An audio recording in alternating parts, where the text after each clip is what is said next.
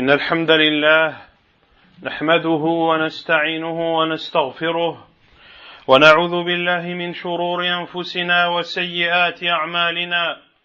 من يهده الله فلا مضل له ومن يضلل فلا هادي له، وأشهد أن لا إله إلا الله وحده لا شريك له، وأشهد أن محمدا عبده ورسوله. يا أيها الذين آمنوا اتقوا الله حق تقاته ولا تموتن إلا وأنتم مسلمون. يا أيها الناس اتقوا ربكم الذي خلقكم من نفس واحدة وخلق منها زوجها وبث منهما رجالا كثيرا ونساء، واتقوا الله الذي تساءلون به والأرحام إن الله كان عليكم رقيبا. يا أيها الذين آمنوا اتقوا الله وقولوا قولا سديدا يصلح لكم أعمالكم ويغفر لكم ذنوبكم، ومن يطع الله ورسوله فقد فاز فوزا عظيما. أما بعد، فإن أصدق الحديث كتاب الله تعالى، وخير الهدي هدي محمد صلى الله عليه وسلم، وشر الأمور محدثاتها، وكل محدثة بدعة، وكل بدعة ضلالة، وكل ضلالة في النار. أما بعد، أيها المسلمون والمسلمات، خطبتنا في هذا اليوم عن قضية هامة قل من يتنبه لها الناس ويتفطنون لخطورتها، حيث سيشهد العالم بعد أيام معدودة حدثا رياضيا معروفا، فينشغل به الصغير والكبير والرجال والنساء. إنه كأس العالم لكرة القدم.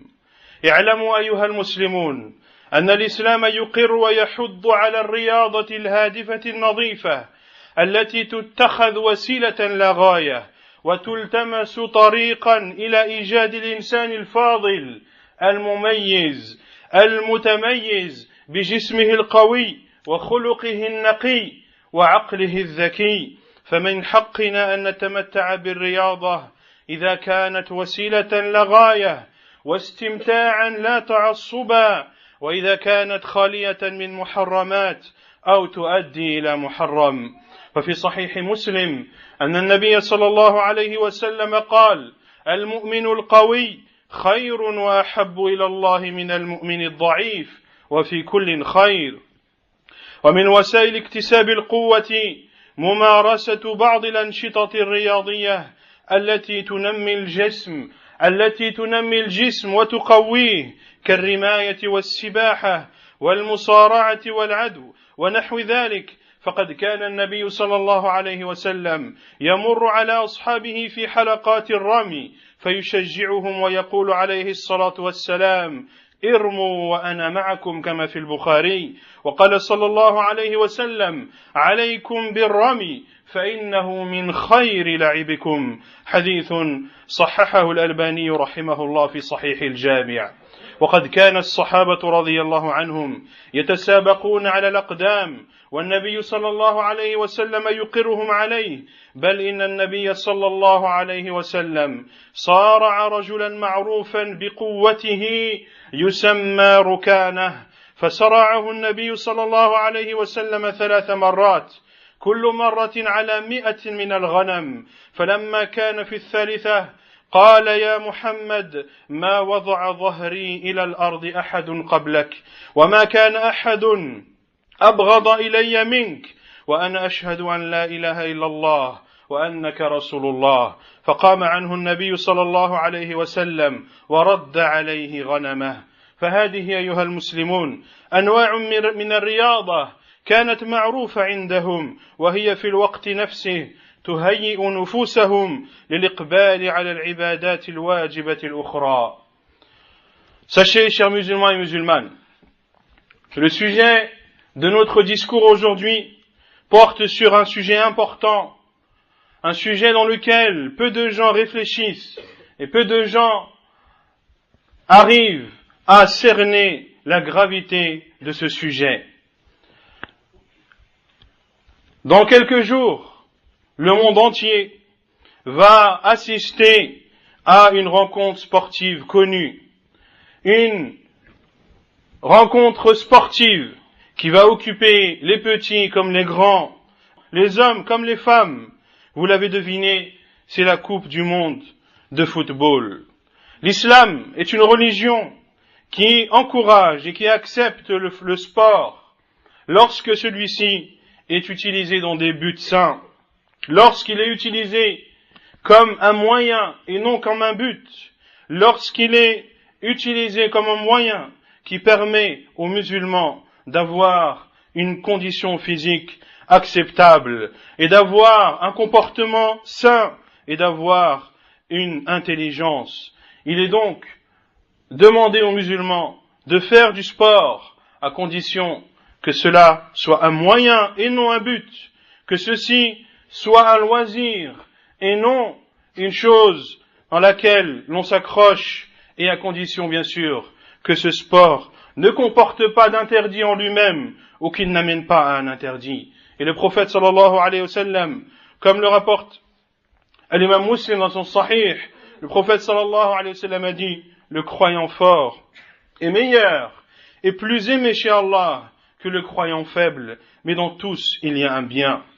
Et parmi les moyens qui permettent aux croyants d'avoir une force physique, c'est bien sûr d'avoir une activité sportive qui permet à son corps de se renforcer, comme le tir à l'arc, comme la nage, comme la lutte, comme la course à pied et autres. Et le prophète sallallahu alayhi wa sallam passait à proximité de ses compagnons radiallahu anhum qui s'entraînaient et qui faisaient du tir à l'arc, et le prophète sallallahu alayhi wa sallam les encourageait, on leur disait: lancez, tirez, et je suis avec vous. Et le prophète sallallahu alayhi wa sallam a même dit, dans un hadith authentique: pratiquez le tir à l'arc, car c'est le meilleur de vos jeux. Et les compagnons radiallahu anhum faisaient des courses à pied, et le prophète sallallahu alayhi wa sallam faisait également des courses à pied avec sa femme Aïcha radiallahu anha. Et le prophète sallallahu alayhi wa sallam a même fait de la lutte avec un homme qui était connu pour sa force et pour son haut niveau sportif dans ce domaine, appelé Rukana. Le prophète sallallahu alayhi wa sallam a fait un combat de lutte avec lui à 3 reprises. Et ils avaient parié qu'à chaque fois qu'il y avait un perdant, eh bien qu'il donnerait 100 têtes de brebis. Et une fois vaincu pour la 3e fois, Rukana a dit au prophète sallallahu alayhi wa sallam: ô Muhammad, personne avant toi n'a réussi à plaquer mon dos à même le sol. Et il n'y avait pas une personne qui était plus détestée que toi auparavant. Mais maintenant, j'atteste qu'il n'y a de vraie divinité qui ne mérite d'être adorée qu'Allah, et que tu es son envoyé. Le prophète sallallahu alayhi wa sallam s'est alors levé et lui a rendu son bétail. Ceux-ci sont des exemples d'activités sportives qui étaient connues au temps du prophète sallallahu alayhi wa sallam, des activités sportives qui étaient pratiquées pour permettre à la personne d'être plus à même à accomplir les adorations et les obligations d'Allah subhanahu wa ta'ala. ولنا أيها المسلمون والمسلمات في هذه المباراة لكأس العالم لكرة القدم عدة وقفات وتعليقات. أما الوقفة الأولى فهي قول النبي صلى الله عليه وسلم: نعمتان مغبون فيهما كثير من الناس، الصحة والفراغ، كما في صحيح البخاري. فكم من أوقات يضيعها المسلمون في هذه المباراة. والوقفة الثانية: إن خلال مشاهدة هذه المباراة على شاشة التلفاز يضيع الكثير من المسلمين صلواتهم المكتوبة، فضلا عن النافلة يضيعونها عن أوقاتها، وهذا خطر كبير على إيمان المسلم وطاعته لمولاه. هذه الصلاة التي فرضها الله على رسوله وعلى أمته، حيث قال جل وعلا: إن الصلاة كانت على المؤمنين كتابا موقوتا. كتابا أي مفروضة، وموقوتا أي لكل صلاة وقتها التي لا تصح إلا فيه. كيف يدع المسلم الصلاة بسبب مشاهدة مباراة مع يسر هذه الصلاة وكثرة ثوابها وعظم مصالحها ومنافعها. وأخبر النبي صلى الله عليه وسلم أن من لم يحفظ على هذه الصلوات فليس له نور ولا برهان ولا نجاة يوم القيامة، ويحشر مع أئمة الكفر فرعون وهامان وقارون وأبي بن خلف. كيف يدعو المسلم الصلاة بسبب مباراة فلا يصليها في المسجد، وإذا ما انتصف وقت المباراة بين الشوطين نقرها نقر الديك حتى لا تفوته التعقيبات على أحدائها، هذا إذا ما صلاها بعد خروج وقتها. فهل نسي هذا الوعيد على مضيعها في كتاب الله وفي سنة رسول الله صلى الله عليه وسلم على من تهاون أو تغافل عنها؟ قال الله تعالى: فخلف من بعدهم خلف أضاعوا الصلاة واتبعوا الشهوات فسوف يلقون غيا إلا من تاب وآمن وعمل صالحا. فاتقوا الله عباد الله وحافظوا على صلواتكم في كل حين، فما يبقى من دينكم إذا ضيعتموها بسبب كره، فإن آخر ما تفقدون من دينكم الصلاة. Et nous avons, concernant cette Coupe du Monde, diverses et multiples remarques auxquelles doivent être attentifs l'ensemble des musulmans.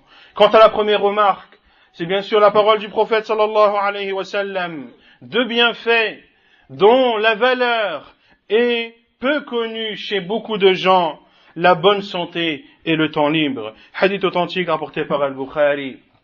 Combien d'heures sont perdues en regardant des matchs de football à la télévision, et combien d'heures sont perdues en regardant tous ces matchs à longueur de journée et durant un mois entier. Le temps perdu est inestimable pour un seul musulman. Que dire alors si toutes ces heures sont accumulées en comptant chacun des musulmans qui perd son temps? La deuxième remarque est qu'en regardant ce genre de tournoi à la télévision, beaucoup de musulmans délaissent leurs prières ou sont insouciants vis-à-vis de celles-ci. Les prières obligatoires, ne parlons pas des prières surérogatoires, des prières obligatoires qui sont retardées de leurs horaires, et il y a dans cela un danger immense pour le musulman et pour sa foi. Cette prière qu'Allah subhanahu wa ta'ala a ordonnée à son envoyé sallallahu alayhi wa sallam ainsi qu'à sa communauté, la prière est pour les croyants une obligation qui doit être faite pendant un temps bien déterminé, comme l'a dit Allah subhanahu wa ta'ala dans le verset 103 de sourate Les Femmes. Comment donc un musulman peut-il, à cause d'un tournoi de football ou à cause d'une coupe du monde, comment peut-il délaisser la prière alors qu'elle est si facile à accomplir, alors qu'il y a en accomplissant la prière une immense récompense et des bienfaits innombrables? Et le prophète sallallahu alayhi wa sallam nous a informé que celui qui délaisse la prière ou qui n'en prend pas soin, eh bien le jour du jugement, il n'aura ni lumière, il n'aura ni argument, et il n'aura personne pour le sauver le jour du jugement, et il sera ressuscité avec l'élite des mécréants, Pharaon, Haman, Qarun et Ubay ibn Khalaf. Comment un musulman peut-il délaisser la prière à cause d'un tournoi de football en ne priant pas la prière à la mosquée? Et lorsque la mi-temps arrive, alors il s'empresse d'accomplir sa prière avec une rapidité telle qu'il ressemble à un coq. Ceci, s'il l'a fait à son heure, sans parler de ceux qui retardent la prière. Cette personne qui se comporte ainsi envers un des piliers de l'islam, a-t-il oublié la menace d'Allah subhanahu wa ta'ala? Il a fait dans son noble livre, lorsqu'il a dit subhanahu wa ta'ala: puis succédèrent des générations qui délaissèrent la prière et qui ont suivi leur passion, ils se retrouveront en perdition, sauf celui qui se repent, qui accomplit, qui croit et qui accomplit de bonnes œuvres. Craignez donc Allah, chers musulmans et musulmanes, et préservez vos prières à tout moment, et Que resterait-il de votre religion si vous délaissez votre prière ou si vous êtes insouciant vis-à-vis de celle-ci à cause d'un ballon de foot? La dernière chose que vous délaisserez de votre religion, c'est bel et bien la prière. أقول قولي هذا واستغفر الله.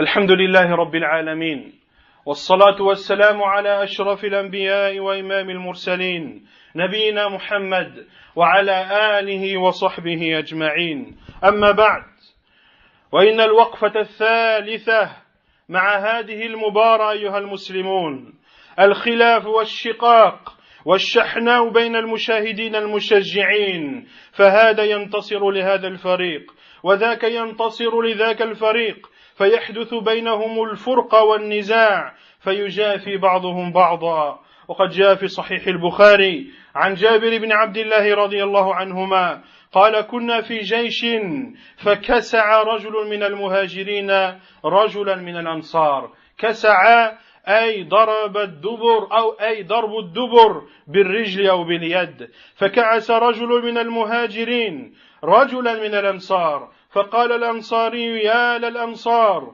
وقال المهاجر: يا للمهاجرين. فسمع ذلك رسول الله صلى الله عليه وسلم فقال: ما بال دعوى الجاهلية؟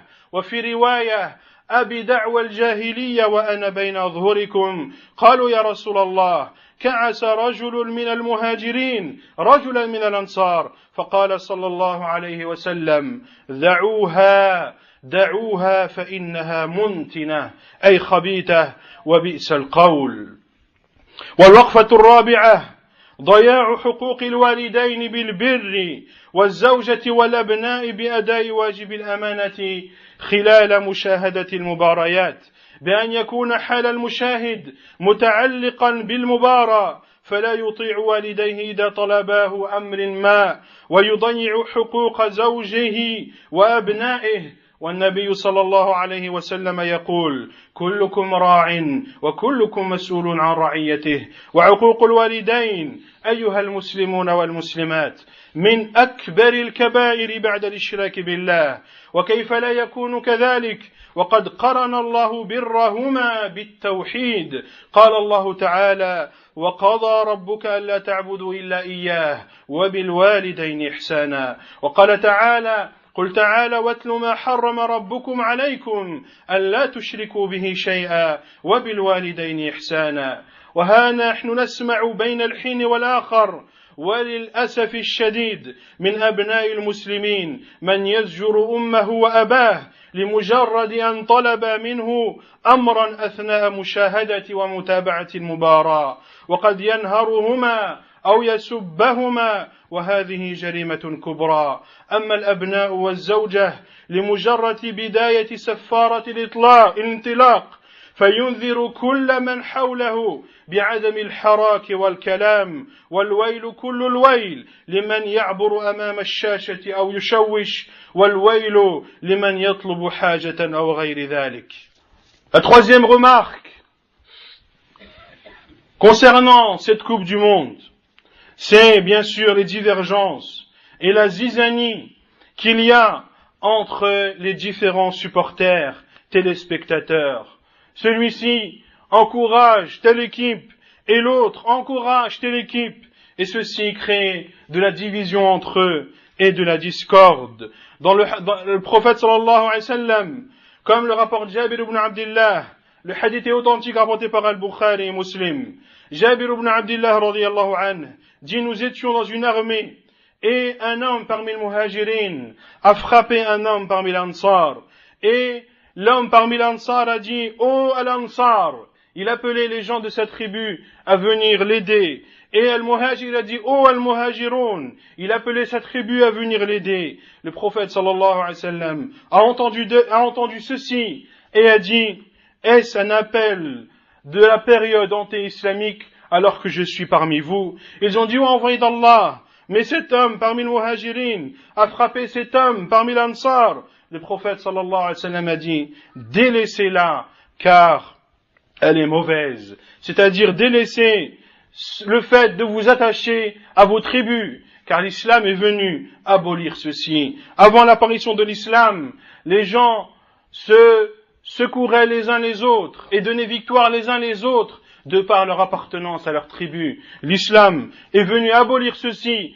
et le prophète sallallahu alayhi wa sallam a dit « Unsur akhaka zaliman aw mazluma » donne la victoire à ton frère, qu'il soit offenseur ou offensé. Ils ont dit « Oh, envoyé d'Allah » lorsqu'il est offensé, nous comprenons que nous devons lui donner victoire. Mais comment lui donner victoire alors qu'il est offenseur? Le prophète sallallahu alayhi wa sallam a dit, c'est en l'aidant à s'abstenir et à mettre un terme à son offense. Quant à la quatrième remarque, c'est bien sûr les droits des parents et des familles qui sont lésés et qui sont pris à partie pendant cette Coupe du Monde. Lorsque le chef de famille est trop préoccupé à regarder cette Coupe du Monde, ou cet enfant qui est trop préoccupé par ces différents matchs de la Coupe du Monde, il n'obéit pas à ses parents lorsqu'ils lui demandent une chose. Et ce père de famille ne donne pas à sa femme et à ses enfants les droits qu'ils ont sur lui, car il est bien trop occupé à regarder l'avancée du match. Le prophète sallallahu alayhi wa sallam a dit, vous êtes tous des bergers et vous êtes tous responsables de vos troupeaux. Et d'être mauvais envers ses parents et de leur manquer de respect, de ne pas leur obéir, fait partie des plus grands péchés après le fait d'adorer autre qu'Allah. Et le prophète, Allah Azza wa Jal a comparé l'obéissance des parents au tawhid. Allah Azza wa Jal a dit, et ton Seigneur a proclamé et a ordonné de n'adorer que lui et d'être bon envers les parents. Et le prophète, et Allah Azza wa Jal a dit également, dans Surat Al-An'am, dit, venez, que je vous cite ce que votre Seigneur vous a interdit, de ne lui associer rien et d'être bienfaisant envers les parents. Et nous entendons à plusieurs reprises que des musulmans, des enfants musulmans, répondent à leur mère et à leur père et ne font pas ce qu'ils leur demandent de faire au moment où ils regardent un match de foot ou pendant la Coupe du Monde.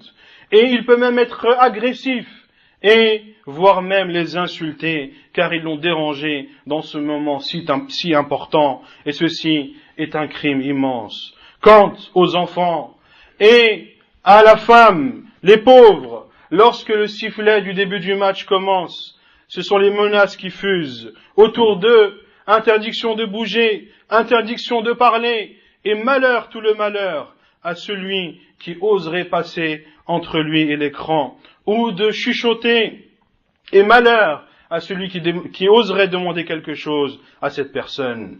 والوقفة الخامسة أيها المسلمون فمن أخلاق المسلم في الكلام الكلام الطيب الكلام الحسن الكلام النافع الذي يحقق الخير ويهدف للخير فلسان المسلم مهذب لا يتفوه إلا بكلام طيب ينفع ويفيد قال الله تعالى آمرا عباده المؤمنين بذلك وقولوا للناس حسنا وقال جل جلاله وقل لعبادي يقولوا التي هي أحسن إن الشيطان ينزغ بينهم إن الشيطان كان للإنسان عدوا مبينا وقال عليه الصلاة والسلام ليس المسلم بالسباب ولا باللعان ولا بالفاحش ولا بالبذيء. والوقفة السادسة فهي تقديم القدوة السيئة الدنيئة للطفل والشاب المسلم. إن التربية بالقدوة من أعظم الوسائل التربوية تأثيرا في النفس وقد أرشد إليها القرآن الكريم فقال الله تعالى لقد كان لكم في رسول الله أسوة حسنة وقال تعالى قد كانت لكم أسوة حسنة في إبراهيم وقال سبحانه أولئك الذين هدى الله فبهداه مقتده واعتنى بها النبي صلى الله عليه وسلم فكثيرا فمن ذلك قوله عليه الصلاة والسلام اقتدوا بالذين من بعدي أبي بكر وعمر. Quant à la cinquième remarque, c'est concernant le comportement du musulman. Le musulman a un comportement particulier quant à ses paroles. Les paroles du musulman sont des paroles qui sont bonnes, sont des paroles qui sont belles, sont des paroles qui apportent un bénéfice et qui concrétisent un bien. La langue du musulman est une langue qui est éduquée et qui est sage. Il ne prononce pas de mauvaises paroles. Allah subhanahu wa ta'ala ordonne les croyants de dire du bien, ordonne les gens de dire du bien, et dites aux gens de bonnes choses. Et Allah azza wa jalla a dit également, et dit à mes serviteurs de dire ce qu'il y a de mieux, car le diable crée et sème la discorde entre eux, et le diable est certes pour l'être humain un ennemi manifeste. Et le prophète sallallahu alayhi wa sallam a dit, le musulman n'insulte pas et ne maudit pas, il n'est pas vulgaire et il n'est pas indécent, et nous ne comptons pas le nombre d'injures, le nombre d'insultes qui fusent lorsque différentes personnes se retrouvent devant une télé à regarder un match de foot. La sixième remarque est que cela donne un mauvais exemple. De regarder ce genre de tournoi donne un mauvais exemple aux enfants et aux jeunes musulmans. Et d'éduquer ces enfants à travers des exemples, à travers des modèles, fait partie des moyens d'éducation les plus méritoires. Ainsi, Allah subhanahu wa ta'ala, dans le Coran, à plusieurs reprises, nous ordonne de prendre comme exemple des personnes pieuses. Allah azza wa jalla dit, vous avez certes, en l'envoyé d'Allah, le meilleur des exemples. Et il dit aussi subhanahu wa ta'ala, vous avez certes un bon exemple en Ibrahim. Et Allah azza wa jalla, en parlant des prophètes et envoyés, a dit, ceux-là, ce sont eux qu'Allah a guidés, et ce sont eux que vous devez prendre comme exemple. Et le prophète sallallahu alayhi wa sallam a également éduqué sa communauté à cela, en disant, prenez comme exemple les deux qui seront après moi, Abu Bakr et Omar. Abu Bakr et Omar, ce sont donc les vertueux qu'il faut prendre en exemple, et non pas les non-musulmans et les pervers parmi les joueurs de foot. والوقفة الأخيرة وهي من أخطرها وقوع حب الكافر ومودته وتعظيمه وتبجيله في قلب المسلم وإن من أخطر مفاسد هذه المنافسات كسر الحاجز الديني بين المسلمين والكفار ألا وهو حاجز البراء الذي هو من أوثق عرى الإيمان فترمي هذه المنافسات فيما ترمي إليه إلى أن لا يبقى في قلوب المسلمين بغض للكفار من أجل الله ولا كراهية لهم لأجل ما هم عليه من الكفر والدين الباطل ومحاربة الحق وأهله بشتى الطرق والوسائل وأعظم من ذلك أن يقع في قلب المسلم حب الكافر وتبجيله وأن يجري على لسانه مدحه والثناء عليه وأن ينظر إليه نظر التعظيم والإعجاب فيحمل صورته على صدره وفي سيارته ويعلقها في بيته ويغضب له إذا نيل منه وطعن فيه ويسعى جاهدا في الوصول إليه لمصافحته وأخذ قميصه أو توقيعه.